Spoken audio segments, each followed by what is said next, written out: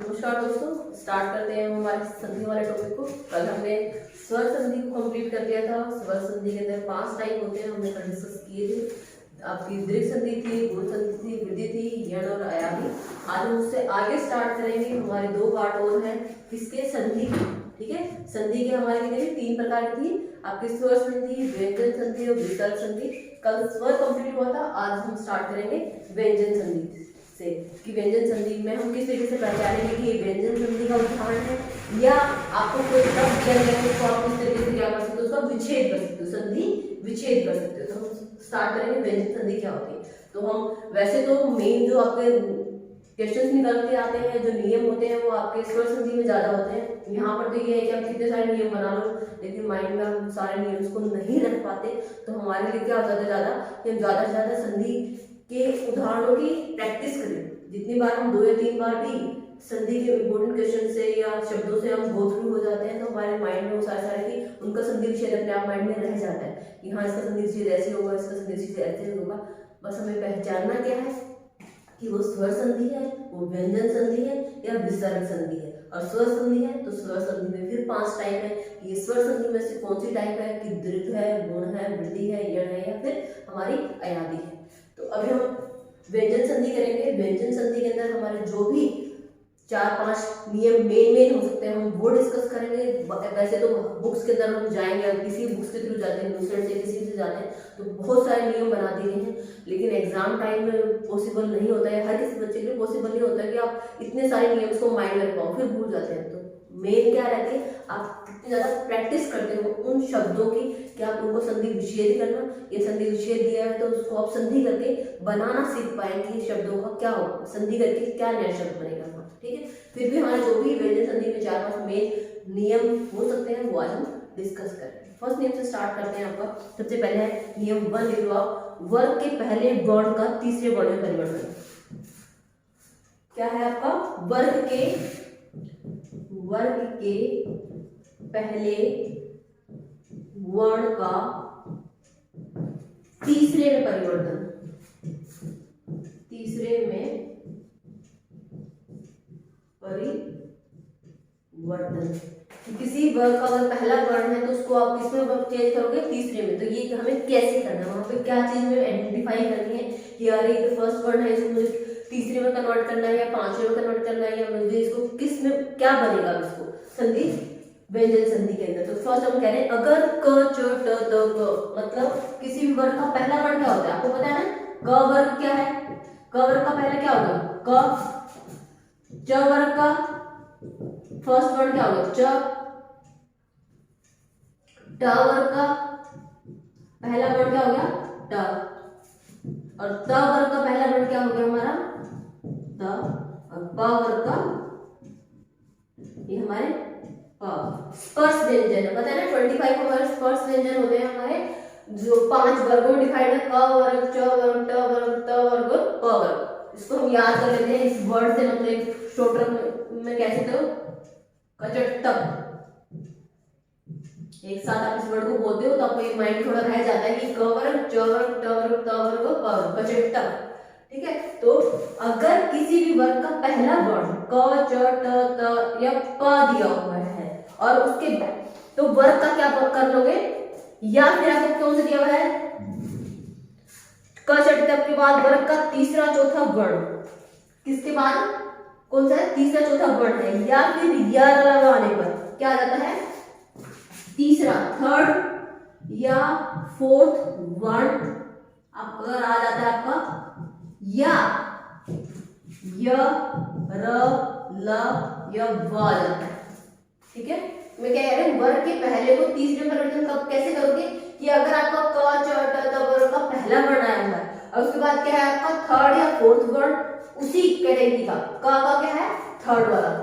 जैसे क का थर्ड क्या हुआ ग और फोर्थ क्या हुआ घ, च का ज और झ, ट का थर्ड और फोर्थ क्या हुआ ड ध, त का त थ द और ध। और प वर्ग के अगर तीसरे चौथे की बात करें प फ ब और भ, ये क्या है आपके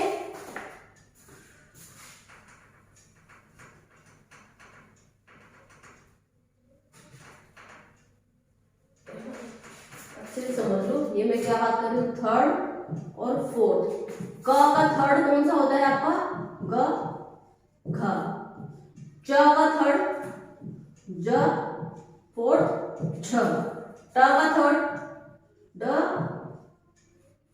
ध, त का फोर्थ द ध, और प का फोर्थ क्या है आपका, थर्ड और फोर्थ ब और भ। ठीक है, यदि आपके वर्ग का पहला वर्ण आया हुआ है उसके बाद थर्ड या फोर्थ वर्ण आए हुए हैं, क के बाद ग या घ आया हुआ है, च के बाद ज या झ आया हुआ है, ट के बाद ड या ढ आया हुआ है, त के बाद द या ध है, ये प के बाद ब या घ है, या इनके अलावा या य र ल व, कौन से व्यंजन होते हैं, य र ल व, पता है ना, अंत्यस्थ व्यंजन बोलते हैं इनको, अंत्यस्थ व्यंजन नाम होते हैं इनका, य र ल व को एक अलग कैटेगरी में बना देते हैं। जैसे इनको तो हम स्पर्श व्यंजन कहते हैं, क्या बोलते हैं, स्पर्श व्यंजन। ये जो पांचों कैटेगरी है हमारी, ये कितने हो गए 25, ये 25 व्यंजन के हमारे स्पर्श व्यंजन कहलाते हैं। ऐसे ही य र ल व हमारे क्या कहलाते हैं, अंत्यस्थ व्यंजन कहलाते हैं। तो ये कहते हैं अगर हमारे क वर्ग च वर्ग इन वर्ग के पहले के बाद थर्ड या फोर्थ आ जाए, उन्हीं सेम वर्ग का थर्ड या फोर्थ आ जाए, या फिर य र ल व में से कोई आ जाए, तो हम क्या करेंगे, उस वर्ण को, फर्स्ट वाले वर्ण को किसमें कन्वर्ट कर देंगे, थर्ड वाले में कन्वर्ट कर देंगे, किसमें कन्वर्ट कर देंगे, थर्ड वाले में कन्वर्ट कर देंगे, कि सेम वर्ग के थर्ड में चेंज हो जाएगा। क वर्ग का थर्ड कौन है, ग, च वर्ग का थर्ड कौन है, ज, ट वर्ग का थर्ड कौन है, ड, त वर्ग का थर्ड कौन है, द, ऐसे प का थर्ड हो गया ब। तो हम इस तरीके से क्या करेंगे कि वर्ग के पहले वर्ण का तीसरे में परिवर्तन हो जाता है। ये हमारा फर्स्ट नियम हो गया व्यंजन संधि का। अब एग्जांपल देख लेते हैं कैसे लिखा हुआ, जैसे दिक प्लस गज, यहाँ लिख देती हूँ, विजिबल है ना यहाँ पे, यहाँ लिख देती हूँ। तो ये अगर मैं कोई इरेज कर दूँ फिर आप इससे कनेक्ट नहीं कर पाओगे, तो मैं उदाहरण है मैं यहाँ लिख रही हूँ, उनको समझने की कोशिश करना। जैसे ये लिखा है दिक प्लस गज, कौन सा आया हुआ है, पहली बात ये व्यंजन संधि कैसे है, देखो क को आधा करके लिखा हुआ है, अगर कंप्लीट का लिखा होता तो ये स्वर संधि में चला जाता। क्यों, क्योंकि कंप्लीट का मतलब क्या होता है, क प्लस में अ, तो लास्ट में कौन आ रहा है, अ, और अ क्या है हमारा स्वर होता है। तो हम बात कर रहे हैं व्यंजन संधि की। तो व्यंजन संधि के अंदर क्या होता है, सबसे पहले हम बात करें कि व्यंजन संधि में क्या होता है, प्लस से पहले व्यंजन आता है और प्लस के बाद स्वर या व्यंजन में से कुछ भी आ सकता है, या तो स्वर आए या फिर व्यंजन आए, लेकिन जो परिवर्तन जो चेंजेस होंगे ना वो आपके व्यंजन में होते हैं। ये हमारी व्यंजन संधि कहलाती है। अगर व्यंजन संधि की डेफिनेशन नहीं लिखी है तो याद रखना, प्लस से पहले क्या आता है, व्यंजन आता है, ठीक है, और प्लस के बाद स्वर या व्यंजन में से कुछ भी आ सकता है, स्वर या व्यंजन मैटर नहीं करता, स्वर या व्यंजन कुछ भी हो सकता है। प्लस से पहले ध्यान रखना कि प्लस से पहले व्यंजन और प्लस के बाद स्वर या व्यंजन में से आए और परिवर्तन चेंजेस किसमें हो, आपके व्यंजन में हो, व्यंजन में हो तो उसे क्या कहते हैं, व्यंजन संधि कहते हैं, व्यंजन संधि कहते हैं। कि प्लस से पहले व्यंजन हो और प्लस के बाद स्वर या व्यंजन आए और परिवर्तन व्यंजन पार्ट में हो तो उसको हम कहते हैं व्यंजन संधि। ये फर्स्ट नियम क्या था कि वर्ग के पहले वर्ण का तीसरे वर्ण में परिवर्तन हो जाता है। तो यहाँ पे उदाहरण में कहते हैं दिक क्या है, क वर्ग का पहला वर्ण है और उसके बाद क्या आया है, क वर्ग का तीसरा वर्ण आया है, थर्ड वाला आया है। तो हम क्या करेंगे, क के बाद ग या घ में से कोई है, ग है, तो हम क को किस में चेंज कर देंगे, ग के अंदर। तो ये क्या बन जाएगा, दिग, दिग प्लस गज बन जाएगा, दिग गज। क आधा था, ग भी यहाँ पे क्या आएगा, आधा ही आएगा, दिक् प्लस गज से क्या बन जाएगा, दिग्गज बन जाएगा। ठीक है, ये तो होगी क वर्ग की बात। च वर्ग की अगर हम बात करें तो यह हम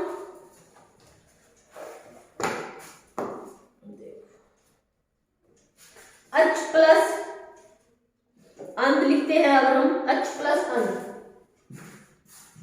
अच प्लस अंत क्या हो जाना चाहिए,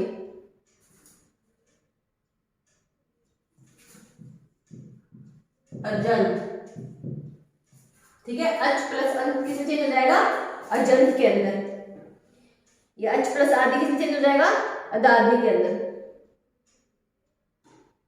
उसके बाद है यदि हम षट त वाली बात करें, षट प्लस आनंद क्या बनना चाहिए, ष डा नन।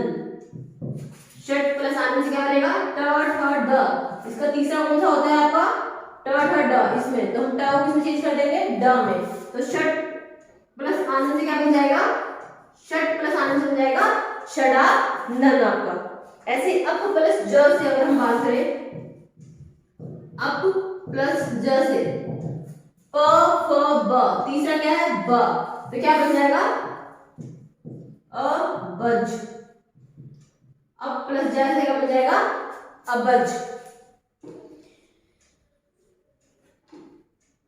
उसके बाद अगर हम बात करते हैं अप प्लस धी से, या अप प्लस सु प्लस अंत से सुबल, सु प्लस अंत से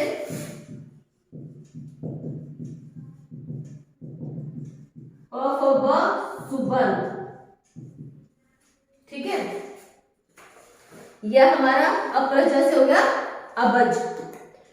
उसके बाद कह रहे हैं अगर ये तो था हमारा फर्स्ट कि वर्ग के पहले वर्ण का तीसरे वर्ण में परिवर्तन कब करना है, यहाँ पे। ठीक है, कि वर्ग का वर्ग के बाद इनमें से कुछ आता है या अलावा कुछ आता है तो आप उसको क्या कर दोगे, चेंज कर दोगे। उसके बाद है अगर सेकंड नियम लिखो, अगर वर्ग के पहले वर्ण का पांचवें वर्ण में परिवर्तन कैसे करेंगे, उसके लिए नियम क्या होगा। ये तो थे पहले वर्ण का तीसरे में परिवर्तन। नेक्स्ट है पहले वर्ण का पांचवें में कब करेंगे, उसके लिए हमें किन कंडीशंस को चेक करना होता है।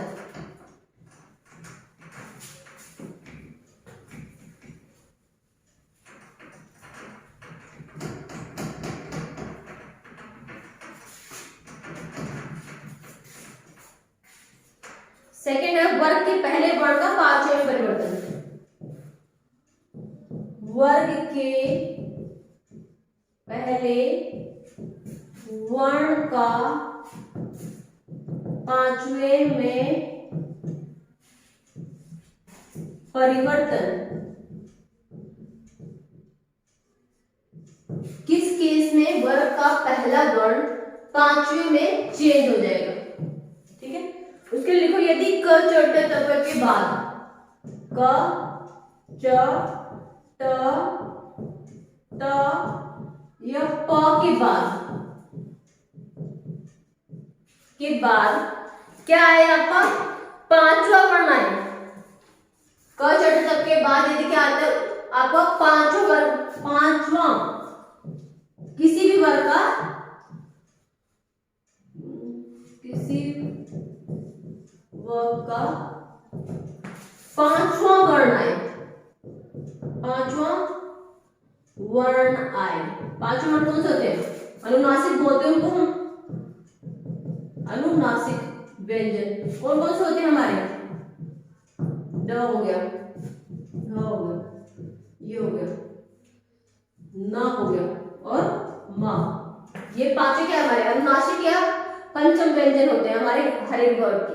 तो क वर्ग का पांचवा व्यंजन ये है, फिर ट वर्ग का हमारे ये है, च वर्ग का ये है, और उसके बाद आपका न और म है। तो यदि कहने का जब के बाद किसी भी वर्ग का पांचवा वर्ण आता है तो आप क्या करोगे, उस पहले वर्ण को आप चेंज कर दोगे पंचम के अंदर। ठीक है, तो इसमें लिखो क च के बाद यदि वर्ग का पांचवा वर्ण आए तो उसी वर्ण का पांचवा वर्ण बन जाता है। तो उसी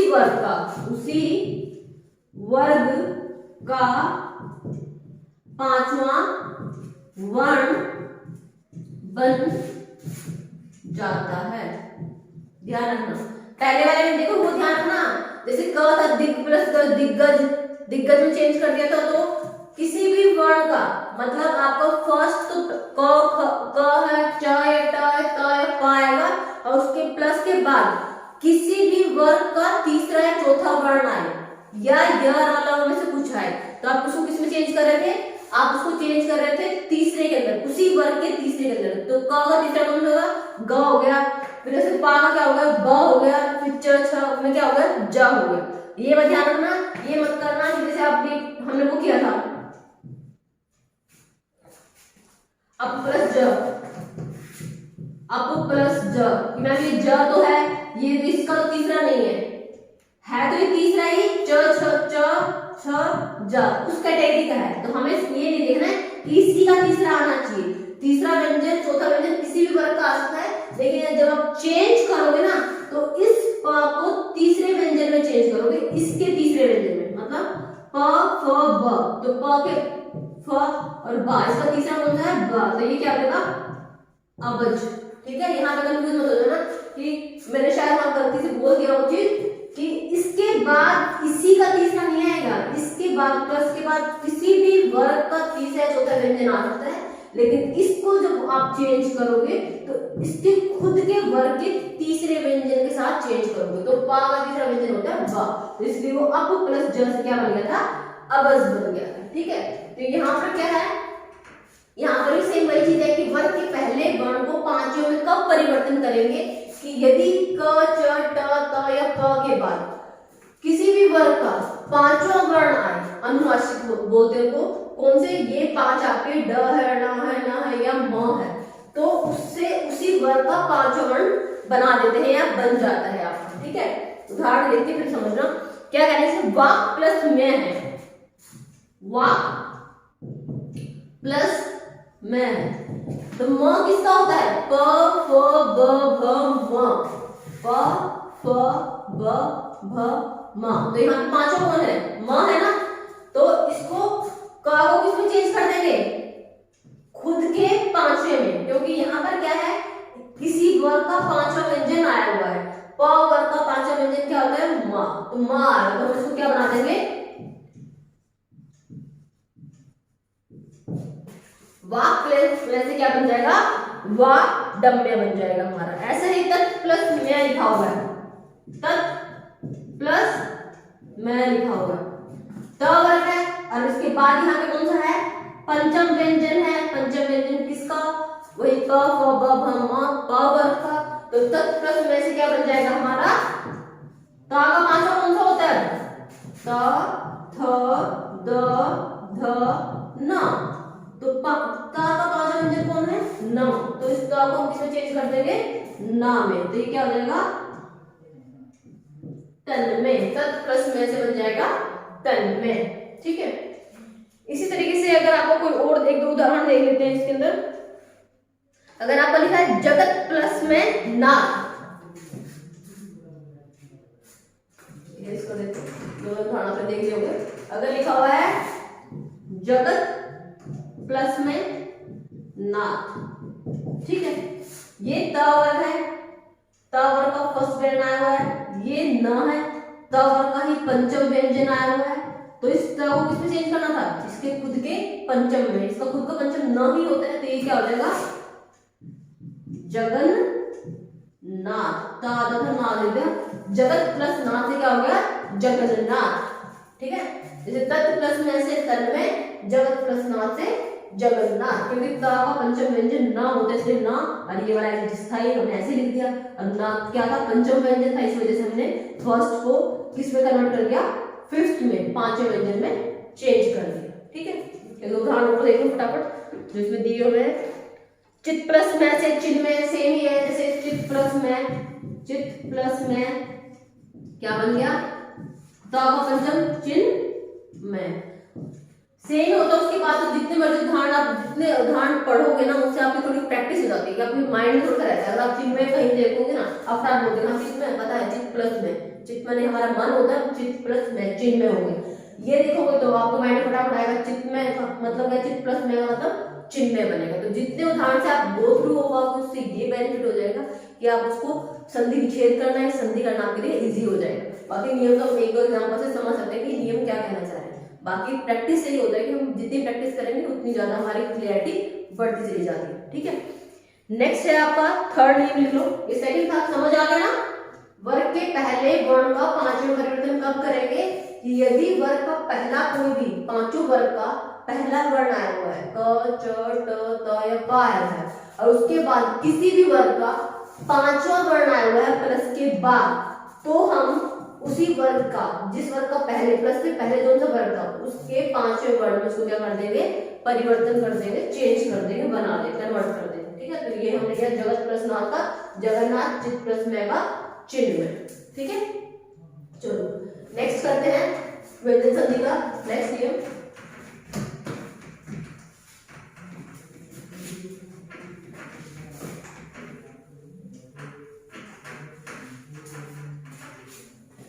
नेक्स्ट है छ संबंधी नियम। थर्ड है छ संबंधी नियम।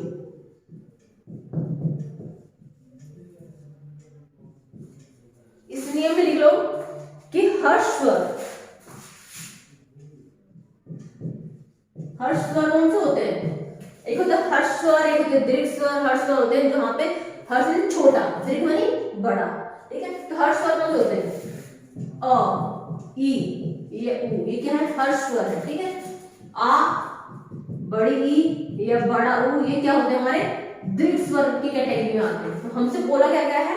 हर्ष स्वर अगर कहीं पे आ जाए, मतलब हर्ष स्वर का मतलब अ, ई या उ में से कुछ आ जाए, तो हर्ष स्वर या आ का मेल छ से होने पर, हर्ष स्वर तो आपको बता दी तीनों आगे, या फिर आ भी आ सकता है।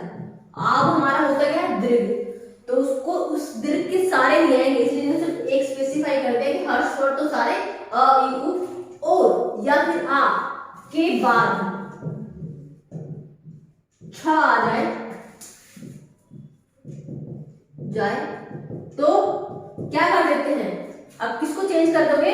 तो आप इसको तो पहले तो 6 आ जाए तो 6 से पहले च लगा देते हैं। ठीक है, 6 संबंधी नियम पढ़ रहे हैं कि हर्ष स्वर अ, ई, उ या फिर आ के बाद छ आ जाए, ये तो आएंगे प्लस से पहले। अब प्लस के बाद तो प्लस के बाद छ आ जाए तो छ से पहले हम क्या वो लगा देंगे? च लगा देंगे। ठीक है, जैसे अनु है, लिखो नेक्स्ट, लिखो इसके अंदर उदाहरण जैसे परिच्छेद है, परि प्लस छेद है, उदाहरण की बात कर रहे हैं हम।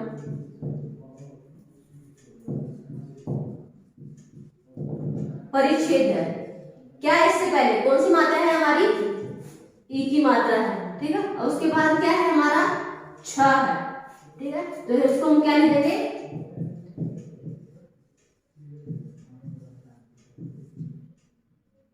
परिच्छेद। परि प्लस छेद से क्या बन जाएगा? परिच्छेद।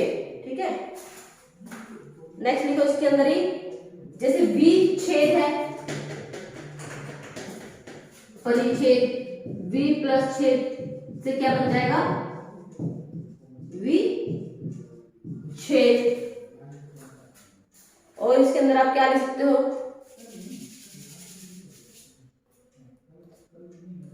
अनु प्लस छेद, सव प्लस छंद, जैसे सव प्लस छंद, सव प्लस छंद, सब छंद, सब छंद बिना किसी रोक टोक के। तो सब प्लस छंद आ गया, तो उसको क्या लिख देंगे? सब छंद लिख देंगे। तो यहाँ पे क्या थी? कौन सी मात्रा है? आ की मात्रा है। हमने कहा था अ, ई या उ में से कोई आए, सब प्लस छंद से क्या बन गया? सब छंद। वी प्लस छेद से क्या बन गया? विच्छेद। परि प्लस छेद से क्या बन गया? परिच्छेद। हमने कुछ नहीं किया, एज इट इज इनको लिखा, बस इनके साथ छ से पहले क्या ऐड कर दिया? हाफ च। हमने क्या ऐड कर दिया? छ से पहले हाफ च, नीचे हट कर आया मैंने कि क्या बन जाएगा? हाफ च क्या हो जाएगा हमारा? हाफ चल हो जाएगा 6 से पहले, ठीक है। तो परि प्लस 6 से परिच्छेद, बी प्लस 6 से विच्छेद और सव प्लस छंद से क्या बन गया, सवछंद, ठीक है। ये था हमारा थर्ड नियम 6 से संबंधित कि अगर आपको प्लस के बाद 6 दिखाई देता है तो आपको एक बार क्या ध्यान रखना है कि अगर हर्ष द्वारा आया हुआ है तो आप उससे पहले क्या कर दोगे, च ऐड कर दोगे, ठीक है। नेक्स्ट नियम लिखते हैं हमारा व्यंजन संधि के अंदर ही। देखो मेन नियम तो आपके सबसे पहले ही बोल चुकी हूँ, मेन नियम आपके स्वर संधि में ज्यादा होते हैं क्योंकि स्वर संधि में टाइप्स होती है, तो आपसे पूछा जाता है। अगर वैसे सीधा पूछेंगे ये स्वर है, संधि है, व्यंजन संधि है, विसर्ग संधि, आपके लिए आसान होता है छाड़ना। लेकिन स्वर संधि के अंदर भी अगर आप इससे पूछना जाता है कि दीर्घ संधि है, गुण है, वृद्धि है, यण है या आदि, फिर थोड़ा मुश्किल हो जाता है कि स्वर संधि के टाइप आपसे पूछे जा रहे हैं। जैसे सबसे ज्यादा क्वेश्चन जो पुटअप होते हैं ना वो आपके स्वर संधि से पुटअप होते हैं, ठीक है। नेक्स्ट लिखो त संबंधी नियम। फोर्थ क्या है, त संबंधी नियम। त संबंधी नियम में लिखो कि त के बाद ये च छ हो तो त का च बन जाता है। त के बाद च या छ हो तो त का च बन जाता है, मतलब त को हटा दोगे, त की जगह आप क्या वर्ड यूज करोगे, च। यदि त प्लस से पहले त हो और प्लस के बाद च छ हो, प्लस के बाद च छ हो तो त को क्या बना दोगे, च बना दोगे, ठीक है। उदाहरण देखो इसके अंदर, ये जैसे उत प्लस चारण, उत प्लस चारण क्या बन जाएगा, उच्च चारण। ता को किसमें चेंज कर दिया, च में, बाकी चारण आ गया ऐसे ऐसे। तो उत प्लस चारण से क्या बन गया हमारा, उच्चारण बन गया। नेक्स्ट देखो सत प्लस चरित्र, सत प्लस चरित्र। त है प्लस के बाद च या छ में से कोई होना चाहिए था, आपका च है ता के लिख दोगे सच चरित्र, ठीक है। ये क्या है, त प्लस से पहले त है, प्लस के बाद आपका च या छ है तो त क्या बन जाएगा, च बन जाएगा। एक तरह है त संबंधी नियम आपके। नेक्स्ट लिखो त के बाद ज झ हो, यहाँ क्या है त के बाद च छ। अब बात करें अगर त के बाद क्या हो, ज झ हो, यदि त के बाद ज या झ हो तो त का क्या बन जाएगा, ज बन जाएगा। इसी में यदि त के बाद, यहाँ तो च और छ था, ज या छ हो तो त का ज बन जाएगा, ठीक है। त के बाद ज या झ हो, या तो ज हो या झ हो, त को किसमें कन्वर्ट कर दोगे, ज में कन्वर्ट कर दोगे। उदाहरण देखो जैसे उत प्लस ज्वल, उत प्लस ज्वल, प्लस से पहले त, प्लस के बाद ज, बन क्या जाएगा, त को किसमें चेंज करना है, ज में, उसके बाद बाकी एज इट इज था, ये तो इसको एज इट इज लिख दिया। तो क्या हो गया, उत प्लस ज्वल से हो गया उज्ज्वल, उत प्लस ज्वल से उज्ज्वल, ठीक है। त को भी ज में फिर ज्वल, उज्ज्वल, ठीक है। नेक्स्ट लिखो इसी के अंदर जैसे सत प्लस जल है, इसमें एक उदाहरण आ गया, सत प्लस जल, प्लस से पहले क्या है त, प्लस के बाद क्या है ज, क्या बन जाएगा सज्जन, ठीक है। त था ज कन्वर्ट हो गया, त था किसमें कन्वर्ट हो गया, ज में कन्वर्ट हो गया। तो उत प्लस ज्वल से क्या बन गया उज्ज्वल, सत प्लस जन से क्या बन गया सज्जन। ये क्या है त से संबंधित नियम। फर्स्ट था त के बाद च छ आए तो त को चेंज कर देंगे च के अंदर। सेकंड नियम था त के बाद ज झ आए तो त को चेंज कर देंगे ज के अंदर। दोनों के हमने दोनों उदाहरण कर लिए, उत प्लस चार उच्चारण, सत प्लस चरित्र, ऐसे ही उत प्लस ज्वल उज्ज्वल और सत प्लस जन सज्जन, ठीक है। नेक्स्ट लिखो आप, अच्छा त तो भी वापस आए तो त का च छ और ज झ का हो गया। अब त के बाद ट ठ आता है तो क्या आएगा, ता से संबंधित नियम ही कर रहे हैं। फोर्थ वाला ता से संबंधित नियम में अगर ता के बाद च छ था तो बन गया च, त और त के बाद ही ज झ था तो बन गया ज। अब है और त के बाद क्या है, ट ठ है, थर्ड है, थर्ड यदि त के बाद ट या ठ है, ठीक है, यदि त के बाद ट ढ है तो ता को क्या बन जाएगा, ता का ड ढ बन जाता है। यदि त के बाद ट या ढ है तो त का ट या ढ बन जाता है।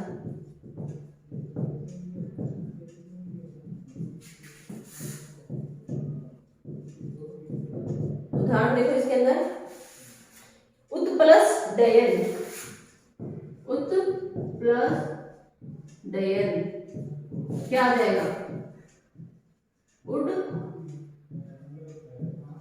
डयन। सेकेंड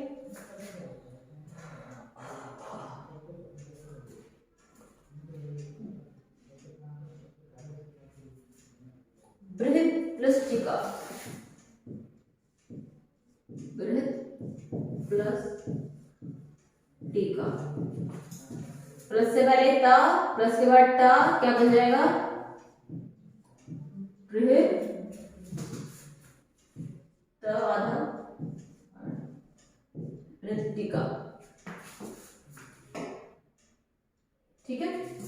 प्लस से पहले ता है, यहाँ पे प्लस से पहले टा है, ड था तो हमने उड्डयन ड बना दिया, और टा था तो हमने इसको ट बना दिया। तो यदि त के बाद ट या ड है तो ता का ट में या डा में परिवर्तन हो जाएगा, है सिर्फ ट ही बनेगा, डा ही बनेगा। अगर त के बाद ट है तो ट बन जाएगा, ता के बाद डा है तो डा में चेंज हो जाएगा, ठीक है। तो ये ध्यान रखना, उत प्लस डयन से उड्डयन, वृत्त प्लस टीका से वृत्तिका, ठीक है। नेक्स्ट नियम लिखो, यदि त के बाद ल है तो त को क्या बना देगा, ला में चेंज कर दोगे। यदि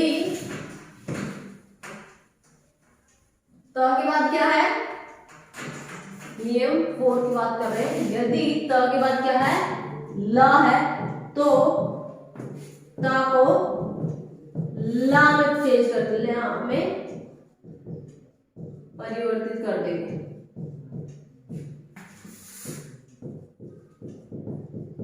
ठीक है। ता के बाद ला है तो ता को ला में परिवर्तित कर देंगे। उसका उदाहरण क्या है, उत प्लस लेख, उदाहरण उत प्लस लेख क्या बन जाएगा, उल्लेख। उत प्लस लेख से क्या बन जाएगा, उल्लेख। उत प्लस लास, उत प्लस लास क्या बन जाएगा, सीधे सी बात है, उल्लास।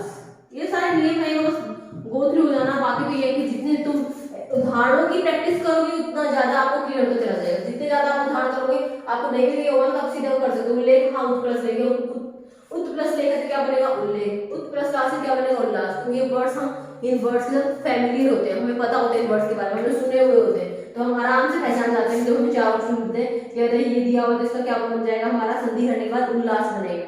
लेकिन बस डिफिकल्टी कहाँ आती है कि कौन सी संधि का प्रकार है, कि स्वर संधि है, व्यंजन संधि है, विसर्ग संधि। तो हमें ये देखिए, अब हम जो कर रहे हैं कौन सी करें, व्यंजन संधि करें। तो जो भी उदाहरण हम सब कर रहे हैं, किसके उदाहरण, हमारे व्यंजन संधि के उदाहरण, ठीक है। तो ध्यान रखना, यदि त के बाद ला है तो ता को किसमें चेंज कर देंगे, ला। उदाहरण हो गया उत प्लस लेख उल्लेख और उत प्लस लास उल्लास। नेक्स्ट देखो, यदि त के बाद श है तो ता का श, यदि त के बाद श हो तो त का च और श का छ बन जाता है।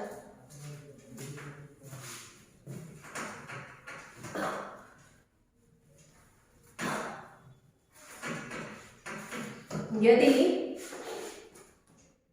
त के बाद श हो, यदि त के बाद श हो तो त का क्या बन जाता है, च।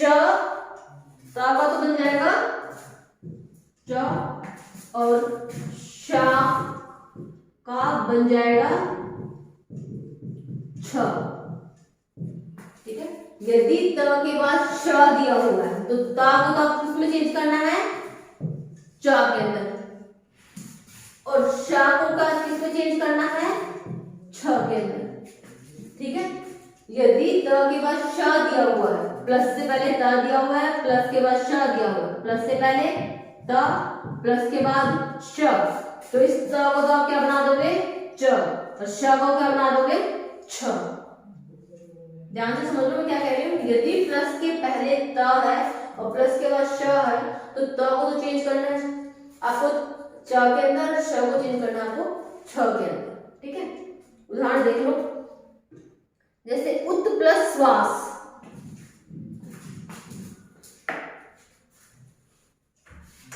उदाहरण उत प्लस श्वास, ठीक है।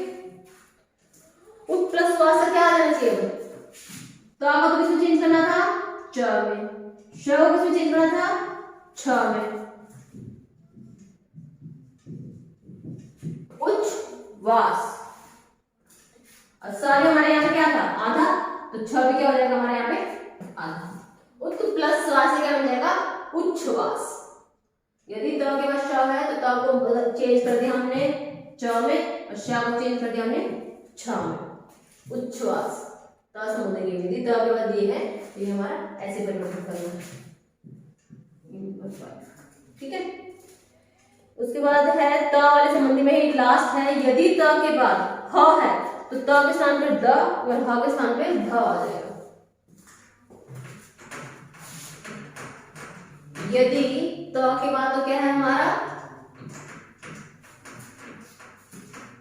के बाद ह है तो त को तो, यदि त के बाद ह है तो त के स्थान पे तो ता के स्थान पर क्या लिखेंगे हम द, और ह के स्थान पर लिखेंगे हम ध। यदि त के बाद ह आ जाए तो त के स्थान पर तो आएगा द, त के स्थान पर क्या आएगा द, और थ के स्थान पर आएगा हमारा ध। उदाहरण देखो कैसे, उदाहरण है हमारा उत प्लस हार, उत प्लस हार, प्लस से पहले क्या है त, प्लस के बाद क्या है थ। हमें क्या पता है त को किसमें बनाना है द में, लिख दिया त की जगह पे द, और हा है उसी जगह में क्या लिखूंगी ध। उत प्लस हार से क्या बन गया हमारा उद्धार बन गया। यदि त के बाद ह हो और त के स्थान पर द और ह के स्थान पर ध लिख देंगे हम, तो हो जाएगा उत प्लस हार से उद्धार, ठीक है। ये थे हमारे 6 त से संबंधित नियम कि त के बाद क ख आए तो किसमें चेंज करना है, ट ढ आए तो किसमें चेंज करना है, त के बाद अगर त आ जाए या ला आ जाए तो किसमें चेंज करेंगे, और हा आ जाए तो किसमें चेंज करेंगे। ये 6 नियम जो त से संबंधित है, और इसमें से ज्यादा क्वेश्चन बनते हैं हमारे व्यंजन संधि में, तो ये 6 नियम आप थोड़े ध्यान में रखेंगे, ठीक है। नेक्स्ट हम करते हैं न से संबंधित नियम। ये तो था त से संबंधित नियम, नेक्स्ट हम करेंगे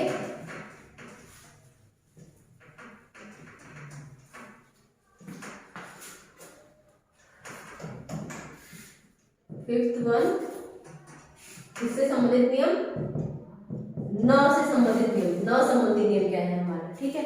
यदि री र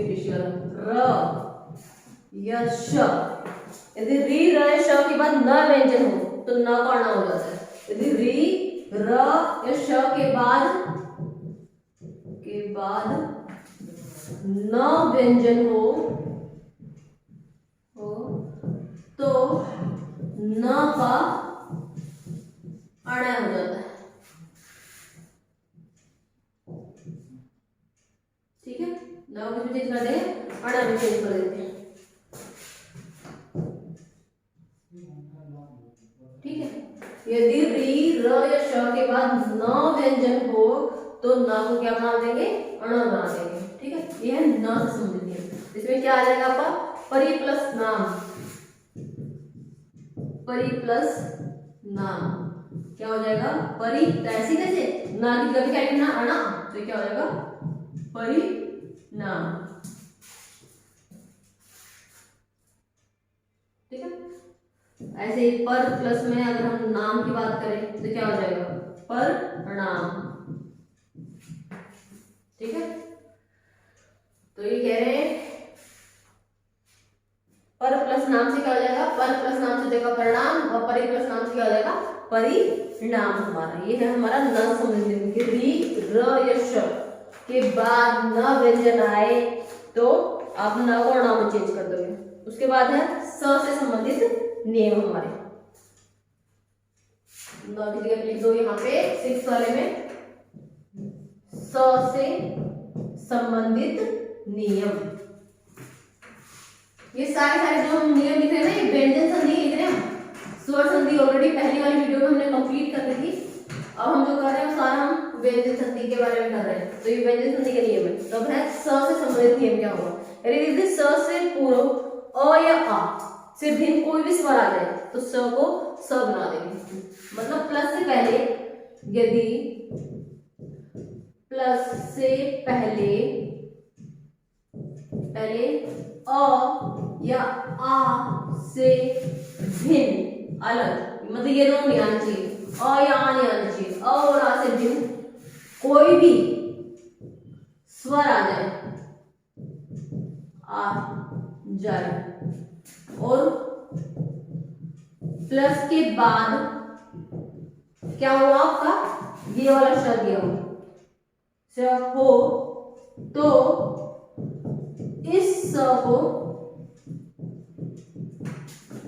श में परिवर्तित कर देते हैं, परिवर्तित कर देते हैं।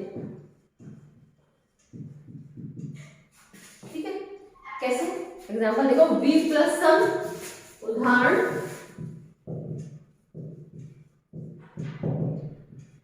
वी प्लस सम क्या है, कौन सा स्वर है, ई की मात्रा है, आ या आ नहीं आना चाहिए, बस क्या है ई की मात्रा है, और उसके बाद प्लस के बाद क्या है स है, तो क्या बन जाएगा विषम। वी प्लस सम से क्या बन जाएगा हमारा, वी प्लस सम से हमारा बन जाएगा विषम। ठीक है, ऐसे ही अभी प्लस शेक से बन जाएगा, सेकंड उदाहरण है अभी प्लस सेक से क्या बन जाएगा हमारा, प्लस से पहले क्या है ई की मात्रा है, तो ये क्या बन जाएगा अभी, तो ऐसे कैसे, और इसकी जगह कौन सा शब्द लिखेंगे, ये अभी शेक, अभिषेक, अभी प्लस शेक से बन जाएगा अभिषेक। ये है हमारा स से संबंधित नियम। यदि प्लस से पहले अ या आ से कोई भी स्वर आए और श प्लस के बाद ये वाला श आए तो इस श को हम इस स में परिवर्तित कर देंगे। तो वी प्लस सम से विषम, अभी प्लस शेक से अभिषेक। ठीक है, नेक्स्ट है हमारा व्यंजन संधि में ही म से संबंधित नियम। ये था स से संबंधित नियम, हमारा अब नेक्स्ट है म से संबंधित नियम।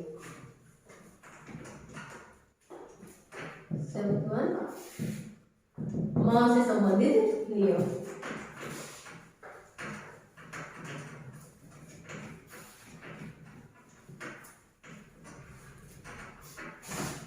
म संबंधित कहते हैं म का मेल सभी पांचों व्यंजनों के किसी भी वर्ण से होने पर म का उसी के पंचम वर्ण में बदल देते हैं। म का मेल सभी पांचों वर्गों के किसी भी वर्ण से, म का मेल किसी भी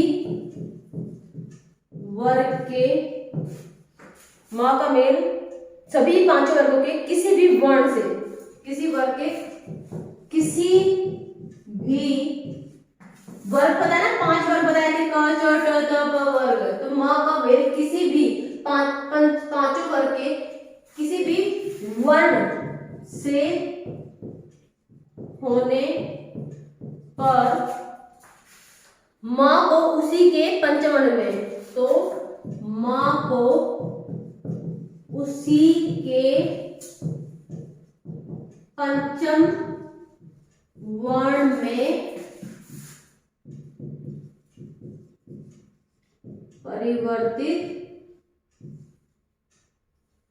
कर देते हैं।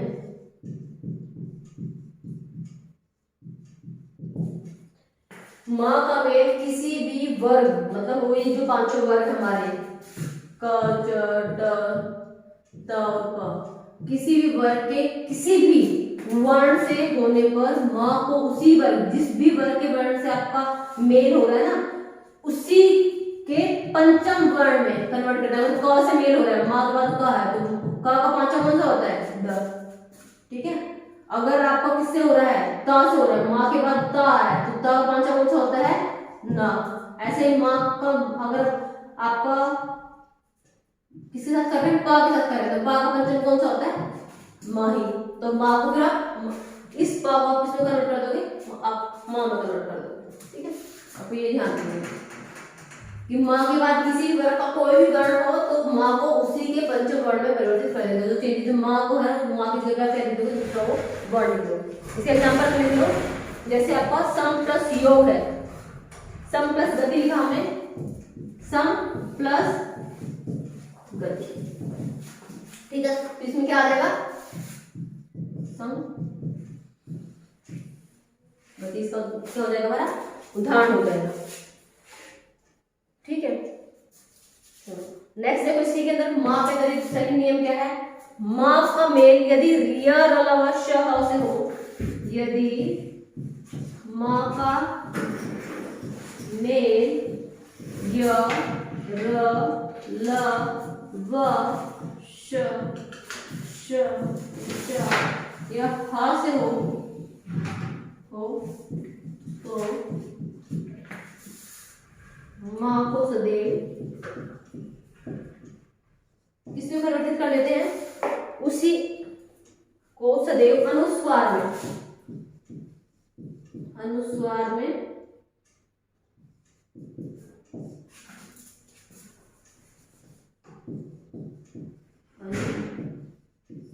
में बदल देते हैं।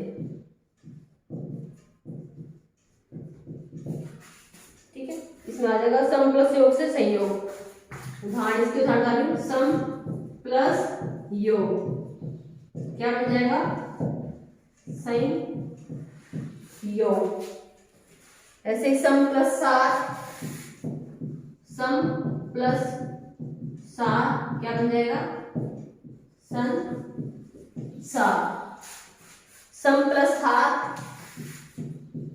सम प्लस हाथ, संहार। ठीक है,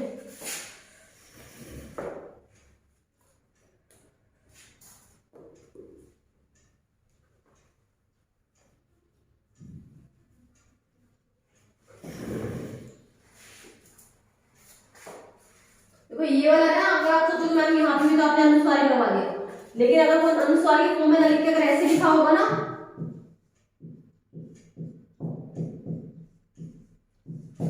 इसका मतलब यहाँ पे संसार मतलब ये क्या है कि ये इस पंचम वर्ण को डिनोट कर रहा है। यहाँ पे कि ये क्या है? ग है, तो ये कौन सा वर्ग है? का वर्ग है। का वर्ग का पंचम कौन सा होता है?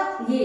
तो संगति जो लिखा है ना, तो ये षडगति हो जाएगा इस हिसाब से। तो मतलब यहाँ पे कहने चाह रहा है, अगर ऐसे लिखा है तो आप इसको चूज करोगे, अगर ऐसे लिखा है, ऐसे लिखा है तो आपको बेस्ट आंसर ये होगा, क्योंकि ग वर्ग का पंचम आपका क्या होता है? ये होता है। तो आप इसको षडगति लिख सकते हो। बाकी यहाँ पे समझने क्या है कि सब जगह पे अनुस्वार में चेंज कर दिया। सम प्लस योग से संयोग, सम प्लस हार से संसार और सम प्लस हार से भी संहार। तो आप जो हम यहाँ पे भी आपने अनुस्वार लगा, लेकिन नहीं, इसको अगर हम एक्सपेंड करके सही अगर लिखा है तो वो ऐसे लिखा जाएगा, षडगति।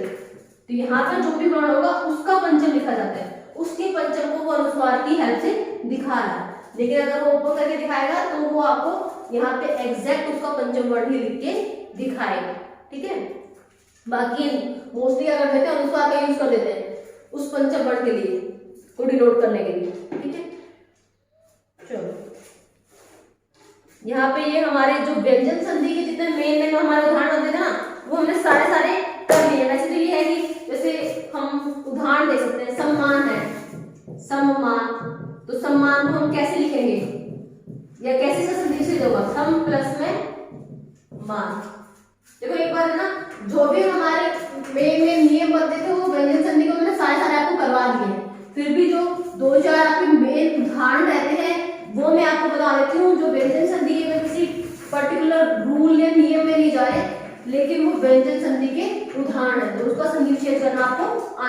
कैसे करते हैं वो कुछ उदाहरण आपको बता देती हूँ। जो व्यंजन संधि की, किसके उदाहरण कर रहे हैं? व्यंजन संधि के। तो अगर हम सम्मान लिखा हुआ है तो किसका उदाहरण है? व्यंजन संधि का। और आएगा कैसे का? सम प्लस में मान, तो इसका संधि विच्छेद कैसे होगा? सम, यहाँ पे सम, यहाँ पे मान, सम्मान।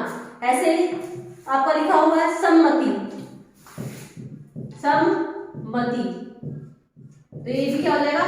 सम प्लस में मति।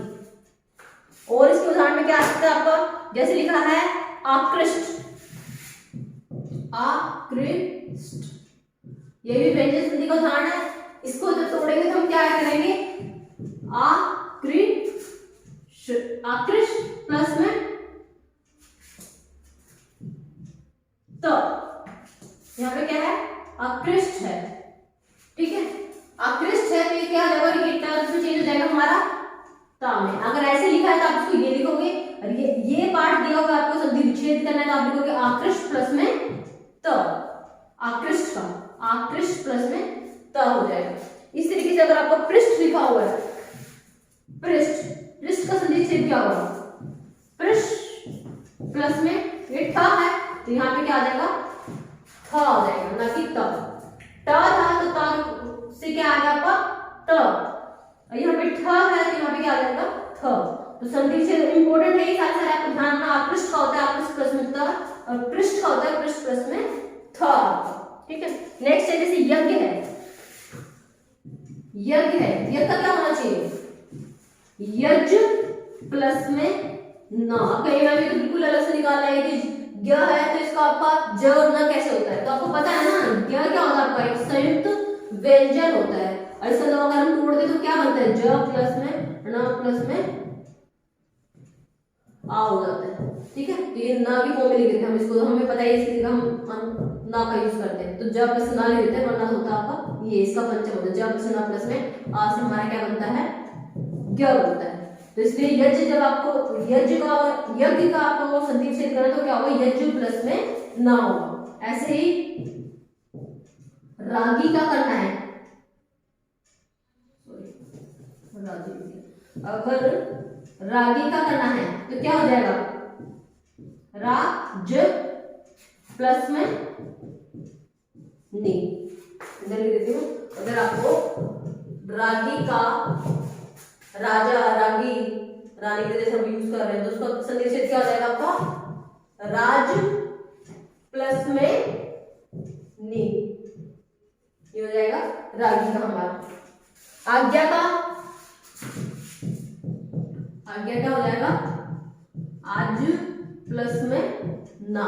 जो भी मात्रा साथ लगी उन ना के साथ वही मात्रा लगानी। आ की मात्रा तो ना के साथ आ की मात्रा, ई की मात्रा तो ना के साथ ई की मात्रा, और यहाँ पे आपको सीधे यज्ञ था तो सिर्फ ना आ गया।